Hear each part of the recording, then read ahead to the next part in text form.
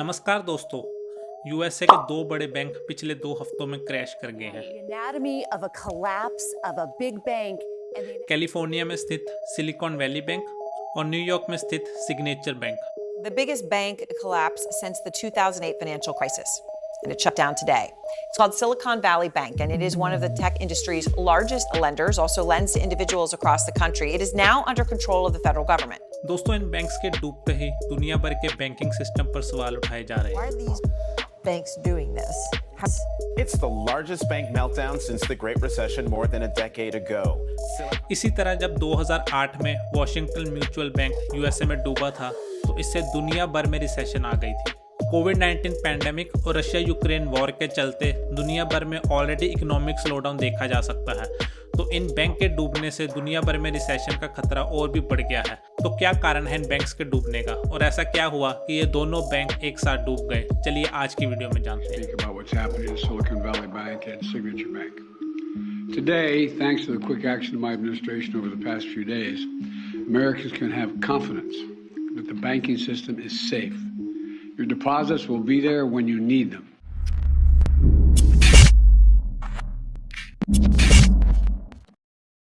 दोस्तों, इन दोनों बैंक्स के डूबने से पहले हमें ये जानना होगा कि बैंक्स एक्चुअल में काम कैसे करते हैं। दुनिया भर के बैंक्स फ्रैक्शनल रिजर्व सिस्टम पर काम करते हैं, जिसके तहत बैंक को अपने अंदर डिपॉजिट किया हुए पैसों का एक फ्रैक्शनल हिस्सा अपने पास रखना पड़ता है और वो बाकी का हिस्सा इन्वेस्टमेंट या लोन के जरिए उससे पैसा कमा सकता है।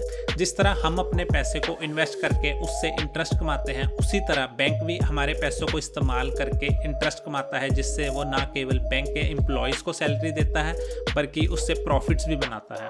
दोस्तों, इस फ्रैक्शनल रिजर्व सिस्टम के तहत हर बैंक को एक फ्रैक्शन ऑफ हिस्सा अपने अंदर कैश फॉर्म में रखना पड़ता है, जिसकी मदद से वो अपने अंदर रोज आने वाली विड्रॉल्स और डिपॉजिट्स को मैनेज करता है। आरबीआई की ऑफिशियल वेबसाइट देखें तो इंडिया में कैश रिजर्व रेशो 4.5% है। दोस्तों, ये कैश रिजर्व रेशो इकोनॉमी की सिचुएशन के अकॉर्डिंग आरबीआई के द्वारा सेट की जाती है। इसे ज़रूरत के अकॉर्डिंग कम या ज़्यादा किया जा सकता है। अगर हम इस ग्राफ पे नज़र मारें तो भारत की कैश रिजर्व रेशो 1990s और 2000s में 10% से ज़्यादा थी, जिसे टाइम के साथ कम कर दिया गया। दोस्तों, ये कैश रिजर्व रेशो हमारी इकोनॉमी में एक बहुत मेजर रोल प्ले करती है। अगर ये कैश रिजर्व रेशो कम हो तो लोगों को ज़्यादा लोन दिए जा सकते हैं, पर अगर इसे ज़्यादा कर दिया जाए तो बैंकों को एक काफ़ी बड़ा अमाउंट अपने पास रखना पड़ता है, जिसके कारण लोगों को लोन देने के लिए अमाउंट कम हो जाता है। चलिए इस सबको एक एग्जाम्पल के मदद से समझते हैं। मान लीजिए मेरे पास 1 लाख रुपए हैं और मैं वो 1 लाख रुपए अपने बैंक में डिपॉजिट कर देता हूँ। दोस्तों, आरबीआई की गाइडलाइन के तहत मेरे बैंक को एक कैश रिजर्व रेशो, जिसे CRR भी कहा जाता है, बैंक में ही रखना पड़ता है, जो कैश फॉर्म में बैंक की वॉलेट में पड़ा रहता है। इसके अलावा एक स्टैट्यूटरी लिक्विड रेशो भी रखना पड़ता है, जो आरबीआई के गाइडलाइंस के तहत 18% है। दोस्तों, ये 18% का हिस्सा बैंक के पास ही लिक्विड कैश, गोल्ड या अदर सिक्योरिटीज़ के फॉर्म में रहता है, जो मुश्किल समय पे इन बैंक्स को मदद करता है। इस SLR को आरबीआई इकोनॉमी की सिचुएशन के अकॉर्डिंग बढ़ा या कम कर सकता है। अब ये जो 1 लाख रुपया मैंने अपने बैंक अकाउंट में रखा था, इसमें से कुछ हिस्सा बैंक अपने पास कैश रिजर्व में रख लेता है और वो बाकी के पैसे किसी और को लोन के रूप में दे देता है। मान लीजिए ये नया व्यक्ति जो बैंक से 85,000 लोन के फॉर्म में लेता है, वो इस पैसे की मदद से एक मोटरसाइकिल खरीद लेता है। अब दोस्तों, आप देख सकते हैं कि मेरी तरफ से मेरा 1 लाख रुपया मेरी बैंक में पड़ा है, पर बैंक ने इस पैसे को किसी और को आगे दे दिया है। अब जिस भी एजेंसी ने इस मोटरसाइकिल को उस व्यक्ति को बेचा होगा, वो इस 85,000 रुपीज़ को अपने बैंक में जमा करा देता है, जो फिर से उस 85,000 में से एक हिस्सा अपने पास रख के आगे उसको लोन के रूप में दे देता है। तो दोस्तों, आप देख सकते हैं कि किस तरह मेरे 1 लाख रुपए को बार बार बैंक लोन के रूप में देता जाता है, जिससे इकोनॉमी में पैसे ऐड होते हैं और ये पैसा मल्टीप्लाई होकर कई गुना बढ़ जाता है। पर अगर आप बैंक के ऊपर वापस आए तो बैंक के पास वो 1 लाख रुपया ना होके एक छोटा रिजर्व ही होता है, जिसके कारण ये सब काफ़ी रिस्की हो जाता है। अब आप ये सोच रहे होंगे कि ऐसे तो मेरे पैसे काफ़ी रिस्की हैं, पर दोस्तों ऐसा नहीं है। इस सब को आरबीआई पूरी तरह मॉनिटर और सिक्योर करता है और आरबीआई की वेबसाइट पर ही देखें तो भारत में हर बैंक में जमा हुए पैसे के 5 लाख रुपए तक इंश्योरेंस आरबीआई कवर करता है। पर दोस्तों, उन अकाउंट्स का क्या जिनमें पैसे 5 लाख रुपए से ज़्यादा हो? तो दोस्तों, ये सारी गेम है ट्रस्ट की।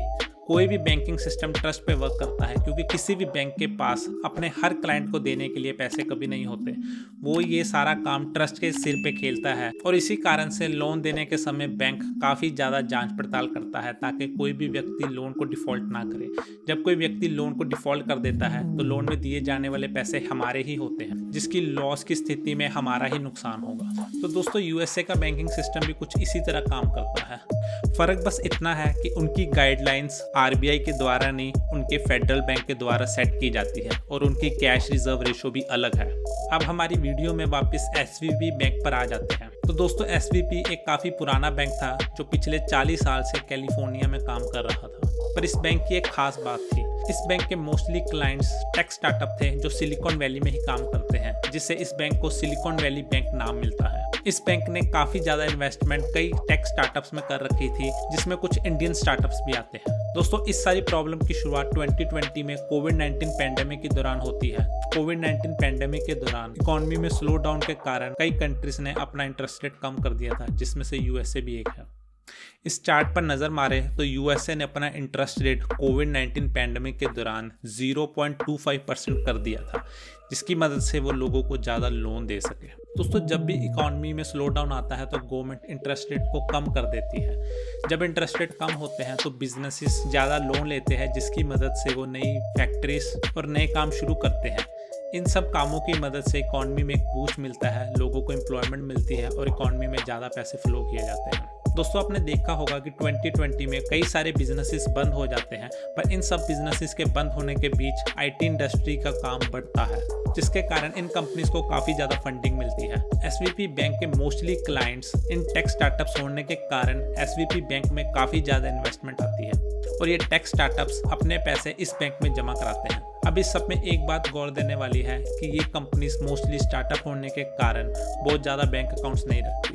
जब भी कोई बड़ी कंपनी अपने पैसे किसी बैंक में जमा कराती है तो उसके पास कई सारे बैंक्स होते हैं, पर मोस्टली स्टार्टअप्स 1 या 2 बैंक से ही अपना काम चला लेती हैं। दोस्तों ये कुछ इसी तरह है कि जैसे अमीर लोग के पास ज़्यादा पैसे होते हैं तो वो अपना पैसा कई सारे बैंक्स में रखता है, पर एक गरीब इंसान जिसके पास काफ़ी कम सेविंग होती है वो अपने पैसे को एक ही बैंक में रखता है या ज़्यादा से ज़्यादा 2 बैंक्स में अपना अकाउंट खुलवा लेता है। पैंडेमिक में काफ़ी ज़्यादा इन्वेस्टमेंट आने के कारण कई सारे स्टार्टअप्स अपने पैसे एसवीपी में जमा करा देते हैं।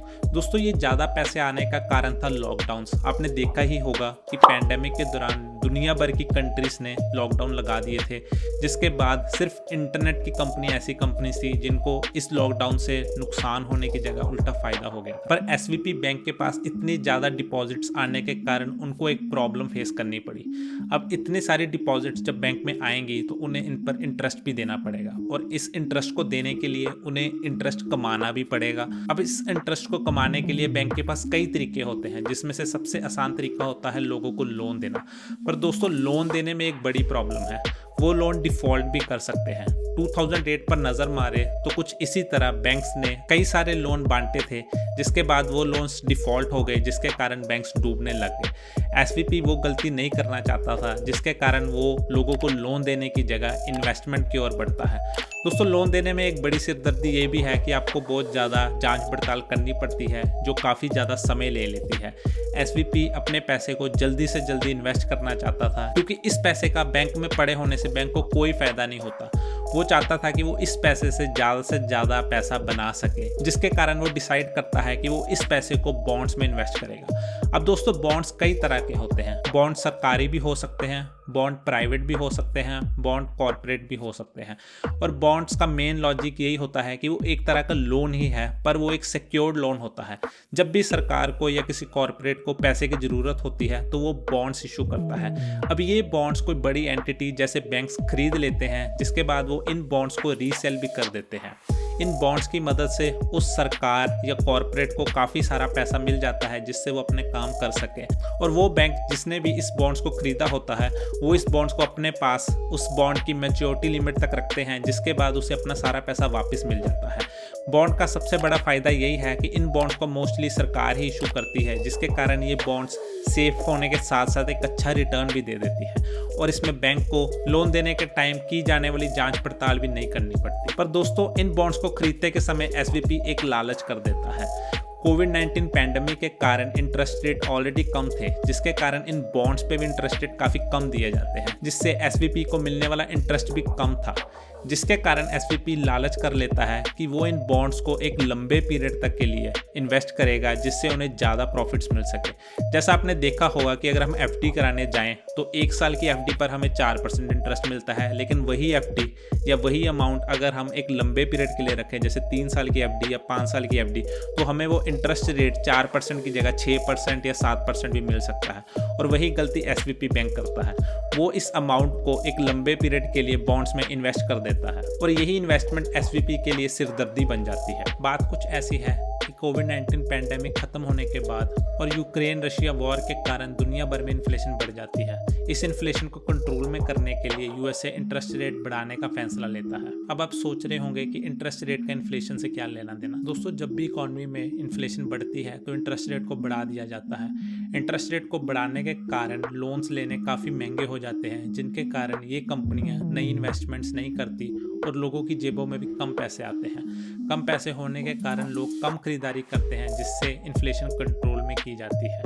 आपने देखा होगा कि पिछले कुछ समय से भारत की सरकार भी इंटरेस्ट रेट को बढ़ा रही है ताकि वो इन्फ्लेशन को कंट्रोल में ला सके। अब आप देख सकते हैं कि गलत टाइमिंग के चलते एसवीपी ने जो बॉन्ड्स 2020-2021 में खरीदे थे, उन पर अब ज़्यादा इंटरेस्ट रेट मिलने के कारण उनके बॉन्ड्स को कोई भी खरीदना नहीं चाहता। इसके अलावा ये सब tech firms high interest rate के चलते कोई भी नया लोन नहीं लेना चाहती और अपने एग्जिस्टिंग पैसे जो इस बैंक में जमा थे को यूज़ करना चाहती है। दोस्तों, बहुत सारी टेक फर्म्स के पैसे विड्रॉ करने के कारण इस बैंक में कैश रिजर्व्स कम हो जाते हैं, जिसके बाद ये बैंक अपने कुछ बॉन्ड्स बेचने का डिसीजन लेता है। अब ये बॉन्ड्स मैच्योरिटी से पहले बेचने के कारण इस बैंक को काफ़ी ज़्यादा नुकसान होता है। जिस तरह हम अपनी एफडी को अगर समय से पहले तुड़वाएं तो हमें कुछ लॉस देना पड़ता है, उसी तरह इस बैंक को इन गवर्नमेंट बॉन्ड्स को मैच्योरिटी से पहले बेचने के कारण काफ़ी ज़्यादा लॉस होता है। पर इस सब में बैंक की मेन कोशिश यही होती है कि वो अपने कैश रिजर्व्स को मेंटेन रख सके। पर बढ़ते विड्रॉल के चलते बैंक डिसाइड करता है कि वो इन्वेस्टर से थोड़ा पैसा उठाएगा। दोस्तों, इन्वेस्टर से पैसा उठाने का मेन लॉजिक यही होता है कि बैंक को लॉस पर इन बॉन्ड्स को ना बेचना पड़े और लोगों की आने वाली विड्रॉल रिक्वेस्ट को भी पूरा किया जा सके। अगर इन्वेस्टर से बैंक थोड़ा पैसा फिलहाल के लिए उठा ले और इन विड्रॉल रिक्वेस्ट को पूरा कर दे तो कुछ समय बाद बैंक इन पैसों को रिटर्न भी कर सकता था, पर बैंक जो सोच रहा था वो नहीं हो पाया। इस खबर के बाहर आते ही कई टेक फर्म्स में हड़कंप मच जाती है, जिसके बाद सब टेक फर्म्स एक साथ अपना पैसा विड्रॉ करने के लिए आ जाते हैं। अब आप देख सकते हैं कि जब एक ही समय पर सारे क्लाइंट्स अपने पैसे विड्रॉ करना चाहे तो कोई भी बैंक वो पैसे वापस नहीं कर पाएगा, जिसके कारण बैंक रन हो जाता है। दोस्तों, बैंक रन एक ऐसी सिचुएशन है जिसमें बैंक अपने सारे क्लाइंट्स को उनके पैसे वापस नहीं कर पाता। 9 मार्च को एक ही दिन में $42 मिलियन विड्रॉ कर लिए जाते हैं, जिसके बाद बैंक का स्टॉक 60% तक डाउन हो जाता है। बैंक का स्टॉक गिरते ही इन्वेस्टर्स अपना पैसा खींच लेते हैं, जिसके बाद बैंक पूरी तरह शटडाउन हो जाता है। दोस्तों, बैंक के शटडाउन होते ही मार्केट में हड़कंप मच जाता है। हर वो आईटी स्टार्टअप जिसके पैसे बैंक में पड़े होते हैं वो अपने बैंक में विड्रॉ करने के लिए भागते हैं, जिसके कारण बैंक्स के बाहर बड़ी बड़ी लाइनें देखी जा सकती हैं। और इसी हड़कंप के कारण 12 मार्च को सिग्नेचर बैंक भी रन डाउन हो जाता है। दोस्तों, इस सब के बाद यूएस की गवर्नमेंट इंटरवीन करती है और वो लोगों को आश्वासन दिलाती है कि उनके पैसे उन्हें वापस कर दिए जाएंगे। First, all customers who had deposits in these banks can rest assured, they'll be protected and they'll have access to their money as of today. That includes small businesses across the country that bank there and need to make payroll, pay their bills, and stay open for business. No losses will be, and this is an important point, no losses will be borne by the taxpayers. Let me repeat that. No losses will be borne by the taxpayers. दोस्तों, इस speech में अगर आपने गौर दिया हो तो आपने एक बात नोटिस की होगी कि गवर्नमेंट स्पेशली इस चीज़ पर ध्यान देती है कि वो ये पैसा टैक्स पेयर मनी से नहीं देगी। अब इसका क्या मतलब है?